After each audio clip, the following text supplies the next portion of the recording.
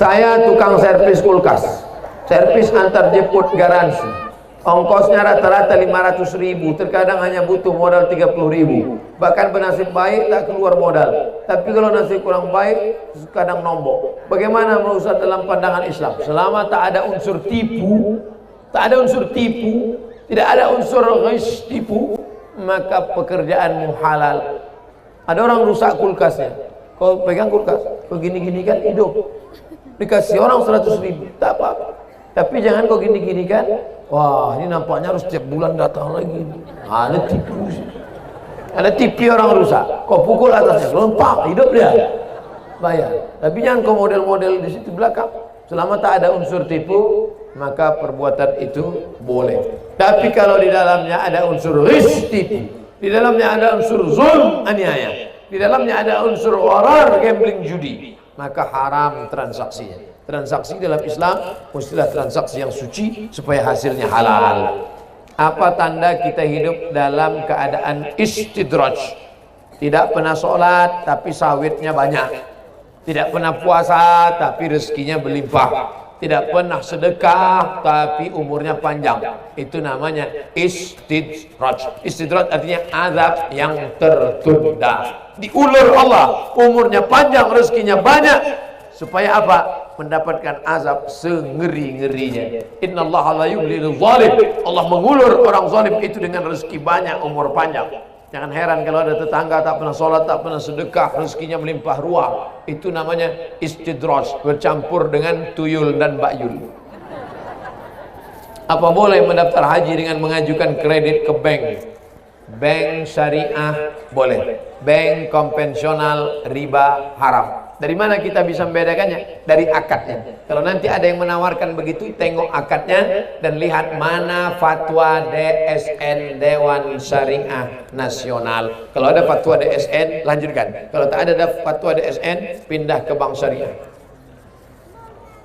Bagaimana cara Ustadz ikhlas menjalankan kewajiban sebagai istri dan ibu buat anak dalam membangun keluarga? Ibu ikhlas karena yang ibu kandung 9 bulan 10 hari, ibu susukan 2 tahun, tidak akan mungkin bisa dibalas oleh suami dan anak ibu. Betul?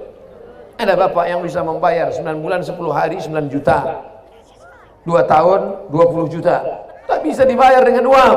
Bagaimana mau membayar nyawa mereka? Mereka melahirkan anak, meregang nyawa. Bukan senang melahirkan anak. Nanti kalau saya ceritakan sakitnya nggak ada yang percaya. Betul. Perempuan sekarang aja enak melahirkan anak, macam bersin lahir. Zaman dulu susah meregang nyawa. Oleh sebab itu tidak ada cara membalas kebaikan ibu-ibu kecuali dengan ibu ikhlaskan karena Allah Subhanahu wa taala. Maka Allah akan balas dengan surga Jannatul Firdaus. Amin. Anak-anak ibu menjadi anak penghafal Quran. 1 tahun dia khatam Quran, 1 bulan dia khatam Quran 2 kali, 1 tahun 24 kali mengalir ke makam ibu. Makanya amal yang paling mulia adalah amal menjadi seorang perempuan, kalah laki-laki. Man a'aqun nas bi husni sohbati. Siapa orang paling layak mendapatkan baktiku? Ummuka, summa man, ummuka, summa man, ummuka, summa man, abuka. Bapak cuma dapat 1 kali, ibu dapat 3 kali, Ustadz dapat sekali. Saya kan laki-laki.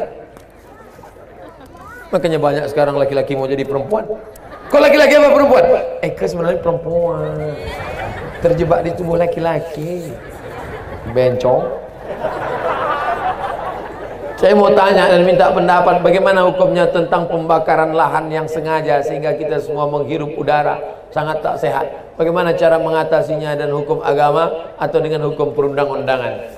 Orang Riau yang membakar hutan, maka dosanya kepada 6,7 juta penduduk Riau. Bagaimana dia minta maaf kepada anak yang kena ispa? Bagaimana dia minta maaf kepada anak yang meninggal kemarin, dicek dadanya ada asap hitam di dalam? Bagaimana dia mau minta maaf itu? Dalam Islam pembunuh halal darahnya. Mereka bukan membunuh 1 orang. Pengedar sabu-sabu hanya membuat penderita orang kaya yang punya duit yang pakai sabu-sabu. Tapi orang membakar hutan, ular mati, kadal mati, manusia mati, anak kecil baru lahir belum punya nama. Tadi saya dapat beritanya, belum punya nama sudah meninggal dunia kena asap. Kering di tenggorokan, hidung tersumbat, kepala pusing, stres. Bagaimana mereka mau minta maaf? Makanya penghuni, makanya pembakar hutan ini hukumnya yang layak adalah hukum mati. Sedangkan pecandu pengedar narkoba saya dihukum mati, apalagi pembakar hutan. Maka saya mengusulkan kepada penguasa-penguasa di negeri ini, bapak-bapak anggota legislatif, tolong kalian keluarkan, kalau mau selamat tahun depan jangan terulang lagi, keluarkan pembakar hutan, baik pengusahanya, baik pekerjanya, tangkap, buktikan, tembak mati saja. Betul? Makin banyak yang membuli saya nanti di internet. Suami saya sering cuek kepada saya, apalagi ke anak-anak, rasanya kurang perhatian kasih sayang. Ini mau bertanya apa curhat? Kalau anak sakit dan istri sakit sering tak perhatian, sehingga anak saya sering marah dengan sikap, sampai-sampai anak saya menyuruh saya untuk nikah lagi. Karena anak saya ingin punya ayah yang perhatian kasih sayang. Kalau soal memberi nafkah kewajiban seorang ayah, tapi perhatian kasih sayang. Apa dosa jika anak saya menginginkan saya nikah lagi dan saya ingin cerai karena sudah tidak kuat dengan sikap suami saya? Ibu ingat tak setelah akad nikah dulu bapak baca apa? Baca sirat taklif. Ingat bunyi sirat taklif? Jika saya meninggalkan istri saya sekian bulan lamanya, tidak memberikan nafkah zahir dan batin, lalu saya datang ke pengadilan agama dan hakim menjatuhkan salah satu, maka jatuhlah salah satu kepadanya, kata bapak dulu waktu membacakan. Maka ada 5 kewajiban bapak. 5 kewajiban bapak adalah 5 hak ibu. Tahu ibu 5 hak ibu itu? 1, makan. Ibu udah dikasih makan? Sikitnya benar. 2, ibu dikasih pakaian. Alhamdulillah, ibu sudah dikasih pakaian. Di Pekanbaru, di Jakarta, banyak perempuan yang tak dikasih pakaian sama suami. Ada yang resleting belum berpasang, ada yang kain pendek, tapi di kita semua sudah kasih makan. Makan sudah, pakaian sudah, tempat tinggal yang layak, pendidikan, perhatian. Kalau tak dapat, maka wali ibu, SP1, surat peringatan, wali memanggil. Laki Fir'aun, sini kau sebentar. SP1, tak juga berubah, naik SP2. Barulah dia dapat talak 1. Tapi jangan cepat-cepat, kan hati berubah. Hari ini ibu gugat, besok tiba-tiba cinta berbunga-bunga. CLBK namanya. Cucian lama belum kering. Saya seorang ASN. ASN ini dulu PNS. Cuman PNS namanya sudah buruk. PNS artinya pegawai ngeri sekali. Karena gajinya sedikit, korupsinya besar, neraka jahanam tempatnya. Makanya dirubah jadi ASN. Untuk persiapan masa depan ketiga anak kami beli kebun sawit dengan cara berutang di bank. Setelah mendapatkan sertifikat kebun, saya menjaminkan sertifikat kebun itu untuk membeli kebun kedua. Maka dari modalnya riba. Memasukkan sertifikat ke bank, dia ambil duit riba, didapatkan riba, hasilnya riba, bertambah riba, maka sampai dia anak cucu makan haram. Jadi gimana caranya nih Pak Ustadz? Bagi yang sudah melakukan ditebus. Ustadz kan PNS juga. Oh iya, saya PNS juga. Saya PNS. Pernah tak Ustadz masukkan SK Ustadz itu ke bank? Enggak. Makanya banyak orang bilang saya PNS bodoh. Ustadz bodoh, ya biarlah bodoh, asal jangan makan haram. Biar nampak susah, asal jangan daripada kaya, tapi sebenarnya kita fakir, bermental fakir. Kalau dia berzikir, zikirnya tak sampai kepada Allah SWT. Kalau dia makan, makannya haram, na'udzubillah. Kalau bisa dapat ditebus, tebus balik, hindari riba. Tapi yang tak bisa, sudah terlanjur, bayar saja sampai selesai, habis itu jangan ulang lagi. Banyak-banyak istighfar. Astaghfirullahaladzim, astaghfirullahaladzim, astaghfirullahaladzim. Banyak-banyak istighfar. Bagi yang bisa masih ditebus, tebus itu maksudnya berapa kemarin pinjamnya? 300. Ini aset ada dijual. Iya. Jual ini bom di sini. Bom, habis. Tak bisa Ustaz. Kalau saya bom ini meledak semuanya. Nah, itu emergensi lah. Oleh sebab itu bayar saja sampai lunas. Tapi jangan ulang balik. Harga sawit sementara naik turun sehingga hasil kedua panjang ceritanya. Tak sampai hati saya membaca, nangis pula saya nanti. Apa dalil tahlilan setelah meninggal? Apakah ada dalil menjelaskan itu? Tahlilan itu isinya pertama doa.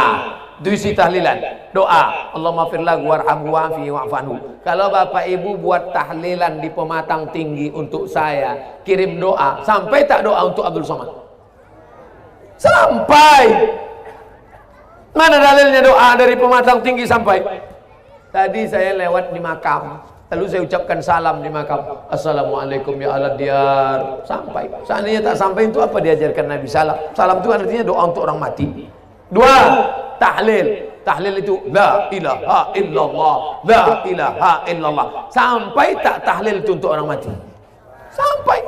Ibnu Taimiyah, Imam Ibnu Taimiyah dalam Majmu' Fatawa, man halala sab'ina marratan, siapa yang baca tahlil 70 kali, summa ahda thawabahu lil mayyit, kemudian dihadiahkannya pahalanya untuk orang mati, yantafi'u bihi, sampai pahalanya. Siapa yang mengatakan tahlil tak sampai, mari namanya, kasih nama lengkap. Nanti kalau udah mati saya kirim tahlil. Kalau tak sampai cepat-cepat kasih kitaban. Tiga, baca Yasin. Yasin wal Qur'anil Hakim, sampai. Mana dalilnya? Kata Nabi, nanti kalau ada orang meninggal dunia cepat-cepat kuburkan. Bacakan pada bagian kepalanya awal Al-Baqarah sampai wa ulaikamul muflihun. Bacakan pada bagian kakinya ujungnya sampai 3 ayat terakhir, lillahi ma fis samawati sampai akhir. Begitu dikatakan Abdullah bin Umar. Kata Abdullah bin Umar, nanti kalau aku meninggal bacakan pada kepalaku awal Al-Baqarah, bacakan pada kaki ke ujung Al-Baqarah. Dalam kitab Ar-Ruh ditulis oleh murid Ibnu Taimiyah namanya Imam Ibnu Qayyim Al-Jauziyah. Oleh sebab itu pahala untuk orang meninggal sampai. Lalu kemudian diberikan makanan. Kalau bapak ibu kaya kasih makanan, tapi kalau tak kaya jangan kasih makanan. Kitalah yang mestinya yang membawakan makanan pada orang yang terkena musibah. Bapak, jangan ngutang beras, jangan ngutang bubur kacang hijau, kami yang bawakan makanan. Tapi kalau tidak ada, ya tak usah makan. Tiba-tiba ini orang kaya, sawitnya banyak, maka yang punya anak, yang punya ayah, sahibul bait ini pidato. Bapak-bapak, ibu-ibu, hadirin hadirat, kalian tidak perlu bawa makanan, kami sudah siapkan makanan. Pahala makanan sampai. Mana dalilnya? Saat sahabat Nabi, ibunya meninggal dunia. Lalu kemudian kata dia, ayus sadaqatu afdal, apa sedekah yang paling afdal? Kata Nabi, saqyul ma, memberi air minum. Kalau air minum aja sampai, apalagi gulai. Gimana cara menguatkan hati dalam keraguan memilih pasangan karena jarak jauh? Cari yang dekat-dekat. Sementara kedua orang menyarankan untuk memilih yang dekat. Saya pun dekat. Usah jauh-jauh, tuh payah. LDR payah itu, cari yang dekat-dekat aja. Kan ada judul lagunya itu, calonku 5 langkah dari rumah. Ini cari calon jauh, tiket pesawat, apalagi pesawat sekarang mahal, kena asap pula lagi. Payah, cari yang dekat-dekat aja, yang mudah-mudah saja. Tapi Pak Ustaz, saya tak bisa pindah ke lain hati. Pret, solehah dia, baik dia, sudah nikah. Nanti kita adakan acara tabligh akbar nikah masal, setuju? Minta usul sama ke Pak Kuah, kumpulkan kuah, nikah masal ramai-ramai. Yang dekat-dekat aja. Untuk yang pertama yang dekat-dekat aja dulu, yang kedua nanti baru agak jauh sedikit. Apa boleh sebagian dari uang untuk santunan anak yatim berasal dari kotak amal diberikan juga kepada anak piatu kaum duafa? Tak bisa. Makanya buatkan satu kotak khusus, kotak yatim. Satu kotak khusus, kotak duafa. Yang ayahnya pergi, kebetulan nama ayahnya Toib, tak balik-balik. Yang satu lagi yang kebetulan ayahnya pergi merantau. Yang ini pula emaknya susah, tapi dia tak yatim. Tak boleh duit yatim ini dikasihkan ke mana, tak boleh. Makanya ada satu kotak khusus, kotak yatim. Sedangkan yang anaknya tidak yatim lagi, atau ayahnya tidak meninggal, atau emaknya susah, maka dia tetap diberi santunan dari kotak miskin atau kotak du'afa. Bagaimana orang rajin ibadah namun sombong? Nyindir saya ini. La yadkhulul jannata, tak masuk surga, man kana fi qalbihi, siapa yang dalam hatinya mithqal habatin min khardalin min kibrin, ada sombong walaupun sebesar biji sawi. Bagaimana cara menghilangkan sombong? Sering-sering ziarah kubur, tengok liang lahat, kau akan masuk ke dalam. Ini orang yang suka pamer Pak Ustaz. Suka pamer cincin, pamer emas, pamer duit, pamer mobil, pamer. Jangan pamer. Ada juga sebagian orang pamer, tapi sebetulnya dia mau menunjukkan supaya orang sombong itu hilang sombongnya. Nah, itu pendapat Imam Syafi'i. At-takabbur lil mutakabbir shadaqah. Sombong pada orang yang sombong adalah sedekah. Tapi kita dilarang untuk melaksanakan ini. Sering-sering tengok orang sakit, sering-sering tengok orang mati, supaya hilang angkuh, hilang takabur, hilang sombong. Bagaimana yang dikatakan mati dalam sholat itu Pak Ustaz? Mutu qabla anta mutu. Matilah kamu sebelum mati. Hilangkan hawa nafsu, hilangkan keinginan, hilangkan kehendak.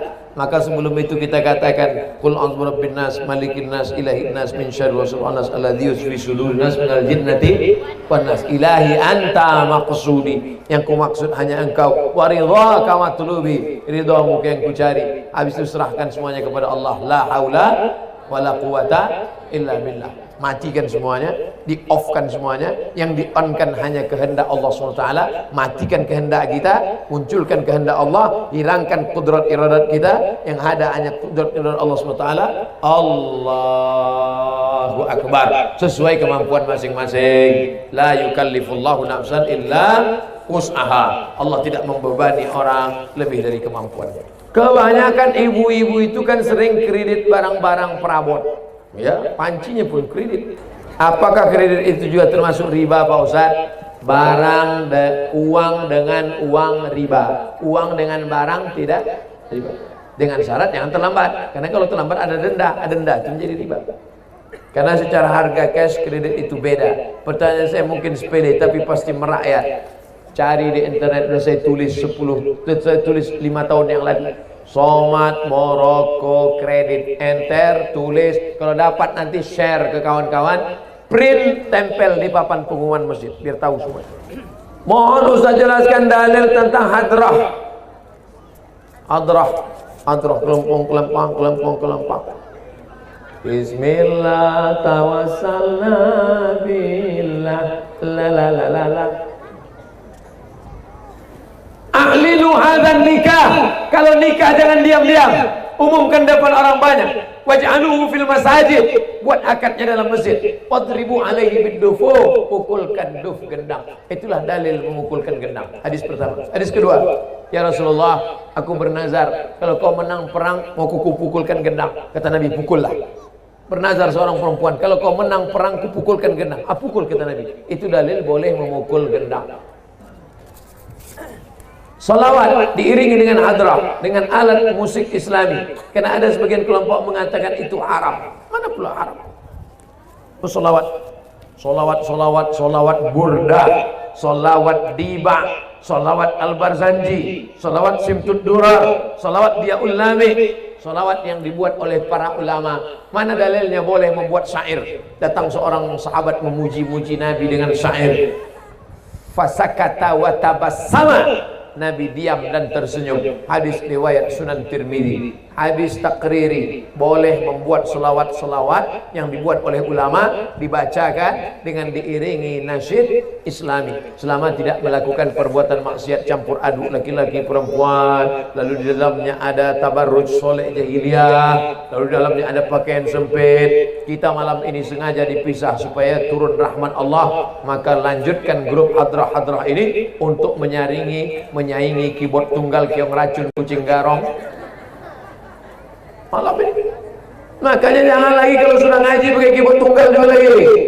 DPRD membuatkan peraturan daerah, jam sekian stop, karena kalau tidak nanti orang mabuk jadi arena judi. Perbu, peraturan bupati, orang dari kecamatan membuatkan peraturan edaran. Maka selamatlah. Saya ceramah di Lampung Utara. Apa kata Pak Bupati Lampung Utara? Kami keluarkan perda Pak Ustadz, hanya boleh pesta nikah sampai jam 5 sore, untuk menghindari supaya malam jangan sampai ada anak muda sabu-sabu, mabuk, kelahi, tawuran, pacaran gara-gara itu.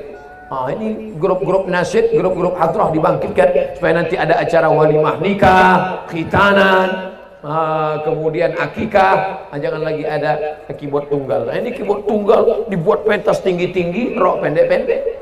Yang nonton di bawah atu-atu, nengok rok pendek meniti edit. nengok bini di samping menitik air mata. Saya tidak sholat ketika di depan di atas sajadah tiba-tiba ada kucing. Sah tak sholat ketika sholat tiba-tiba ada kucing tiduran, bahkan minta pangku pas tahiyat? Tak apa-apa, asal jangan kucing itu mencret. Kucingnya bersih, dimandikannya pakai sampo, kadang bersih pula kucing itu dari dia lagi. Kucing itu pakai sampo, dia pakai sabun telepon. Sholat dia, ada kucing situ, pas dia tersahur, kucing itu nempel-nempel, sah. Tapi kalau kucing itu mencret, berserak-serak tainya, batal, karena ada najis.